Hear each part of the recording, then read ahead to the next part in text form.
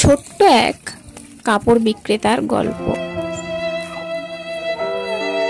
মাথায় জামা নিয়ে ছোট্ট ছোট্ট পায়ে গ্রামের সবুজ ঘাসে ভরা রাস্তাতে এগিয়ে চলেছে এবং যাওয়ার পথে অনেকবার হোঁচটও খাচ্ছে, তবুও সে তার নিজস্ব লক্ষ্যে এগিয়ে যাচ্ছে। এবং যাওয়ার পথে জামা আছে জামা বলে হেঁকে হেঁকে যাচ্ছে।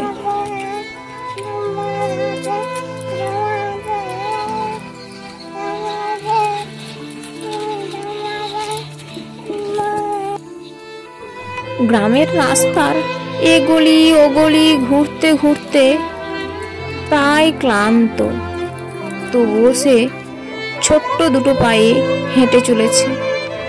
এদিক ওদিক পানে চেয়ে দেখে কোনো কাস্টমার আসছে নাকি।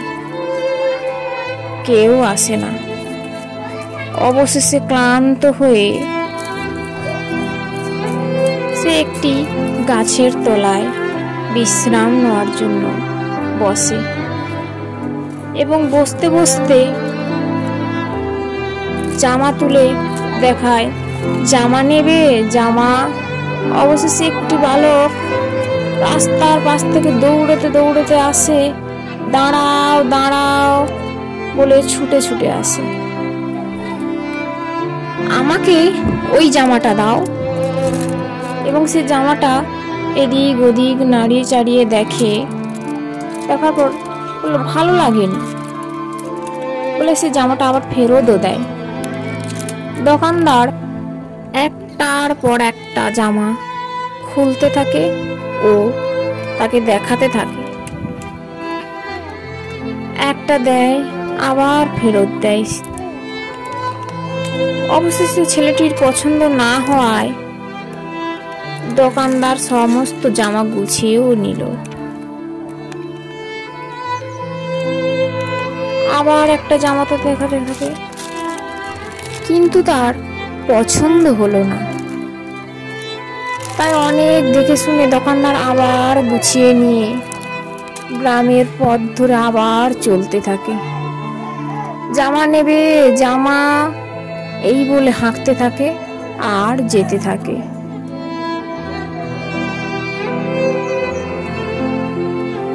এদিক ওদিক পানে ঘুরে চায়, আর কেউ আসে না।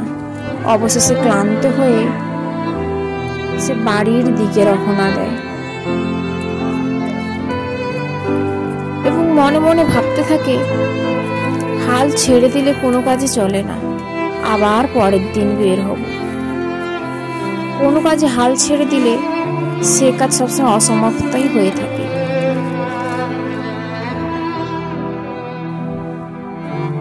আবার দ্বিতীয় দিন সে গাড়ি নিয়ে বের হয় এবং এপান ওপান ঘুরে তাকিয়ে তাকিয়ে তাকিয়ে তাকিয়ে গাড়ি ঠেলতে ঠেলতে চলে আর হাঁকতে থাকে জামা নেবে জামা। বন্ধুরা, তোমাদের যদি এই ছোট্ট বন্ধুকে ভালো লাগে প্লিজ চ্যানেলটিকে সাবস্ক্রাইব করে দেবেন এবং প্লিজ এই ছোট্ট বন্ধুটিকে অনেক ভালোবাসা দেবেন। এইভাবে একবার এদিক একবার ওদিক গাড়ি নিয়ে চলতে চলতে চলতে চলতে অবশেষে জামাগুলো নিয়ে এক জায়গায় বসেও পড়ে। কারণ সামনে দুর্গাপুজো এসেছে যে, আর দুর্গাপুজো মানেই বাঙালিদের শ্রেষ্ঠ উৎসব। সারা বছর মানুষ এই দিনটাই অপেক্ষা করে থাকে নতুন জামা কাপড় পরে দুর্গা ঠাকুর দেখতে যাবে। আর আকাশে থাকে কাশফুলের গন্ধ, ঢাকের তাল বেজে ওঠে। তাই সবাইকে নতুন জামা তো পরতেই হয়। সবার মনের মধ্যে ঢাকের তাল বেজে ওঠে।